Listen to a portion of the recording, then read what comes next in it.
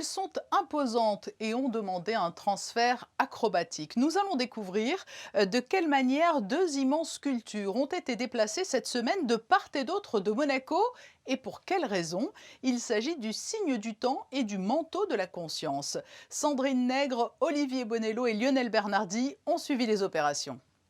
Au petit matin, les résidents du boulevard de Belgique et de la rue Platy, tout comme plusieurs conducteurs de véhicules, ont pu découvrir une œuvre d'art au niveau de ce rond-point situé au bas du parc Princesse Antoinette.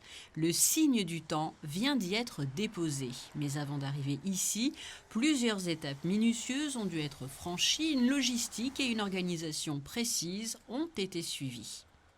La veille, nous sommes sur l'esplanade du Grimaldi Forum, où cette sculpture d'1,5 tonne est l'objet de toutes les attentions. Fixation, acheminement, mais pourquoi cette réimplantation ?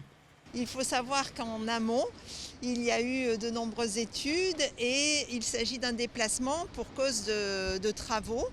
Et nous avons créé une commission de placement des œuvres justement sur le territoire monégasque afin, en collaboration avec la direction de l'aménagement urbain, de mettre les œuvres, les sculptures en valeur sur le territoire. Ce qu'il faut savoir aussi, c'est qu'à chaque fois qu'une œuvre est déplacée, on en profite pour la restaurer.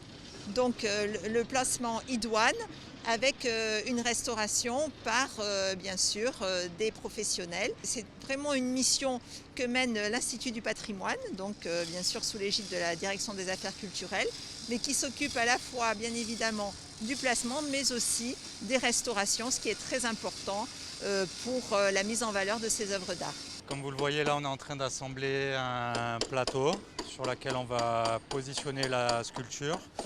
Le but, c'est avant 20 h ce soir que la sculpture soit au bord de l'esplanade. À partir de 20 h, on a l'accord des autorités monégasques pour fermer les rues et les escortes de police qui arrivent. Et le convoi se met en route. Donc avec un premier grutage, on va mettre l'œuvre sur le plateau du camion. Et ensuite, on commence notre petit chemin dans Monaco, avec quelques ponts à sauter, quelques obstacles à éviter.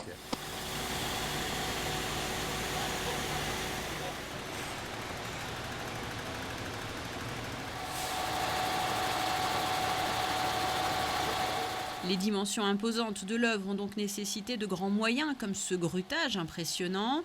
Une fois ces opérations délicates réalisées, le convoi a pu parvenir à destination, le terre-plein du giratoire boulevard de Belgique, selon le souhait du souverain.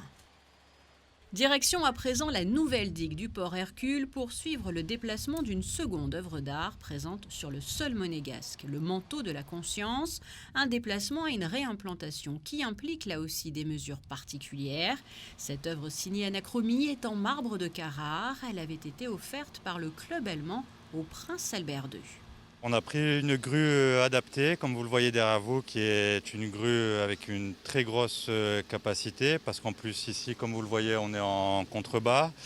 On est sur un accès routier, donc on ne peut pas mettre les béquilles comme on le voudrait.